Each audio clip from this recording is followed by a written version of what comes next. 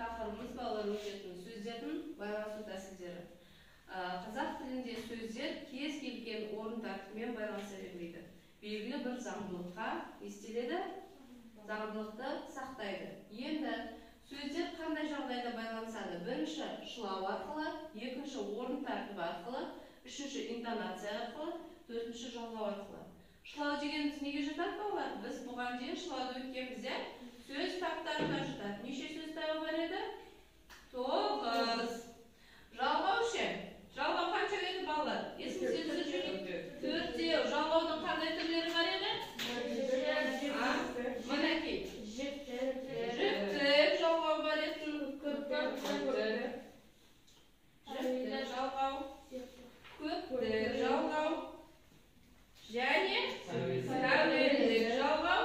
Септік жалғау. Енді осы 4 жалғауды есімізге түсірейікші. Көптік жалғау дегеніміз қандай еді? Мысалы, терезе деген сөзге көптік жалғауды жалғап жүрсек, терезелер болады. Түсінікті ғой, иә? Орын тәртібі дегенінде түсінікті ма? Енді мен сіздерге қазір мысалдарды өздеріңіз жазыңыздаршы. Сіздер жалғауды жазыңыздар. Сіздер шылауды жазыңыздар. Ал енді сіздер сөздердің орын тәртібі арқылы байланысуын жазыңыздар. Ал бастаймыз.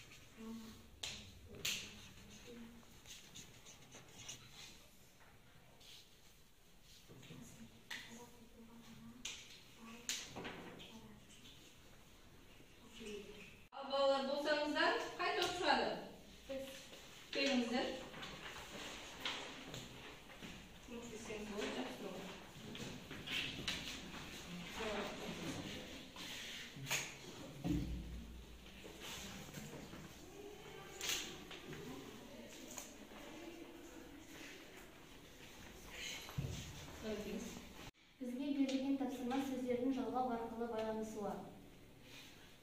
Мысал келтіретін болсақ, Ақеркенің анасы мектепте жұмыс жасайды. Ондағы жалғауларды алып тастасақ, Ақерке ана мектеп жұмыс жасар. Екінші мысал, менің қарындашым Айдостың сөмкесінде қалып кетті. Менің қарындаш Айдос сөмке қалып кетті.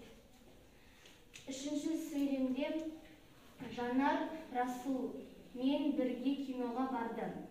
Жанар, Расул, бірге кино бар. Енді осы нәрседен сіздер қалай түсіндіңіздер?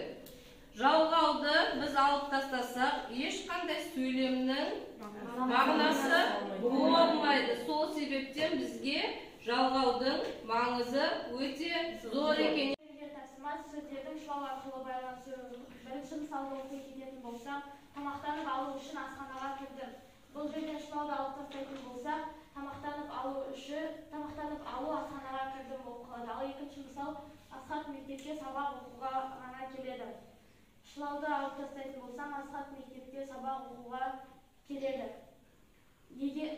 Үшінші мысал, Ләйла, Жандос, Асхат және Арман саябаққа келді.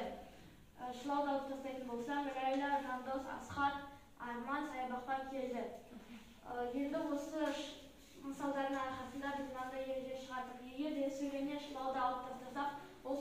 мағынасы болмай қалады. Берген тапсырма сөздердің орын тәртібі арқылы байланысылады. Мысал келтіретін болсақ, арқасын кеңге салу. Бұл сөздердің орнын ауыстыратын болсақ, кеңге салу арқасын. Екінші, айтқан сөз құлағынан ағып кетті. Бұлардың сөзін ауыстыратын болсақ, құлағынан айтқан ағып сөз кетті. Үшінші мысал, ала көзімен атты. Бұл сөздердің орнын ауыстырсақ, көзімен ала атты.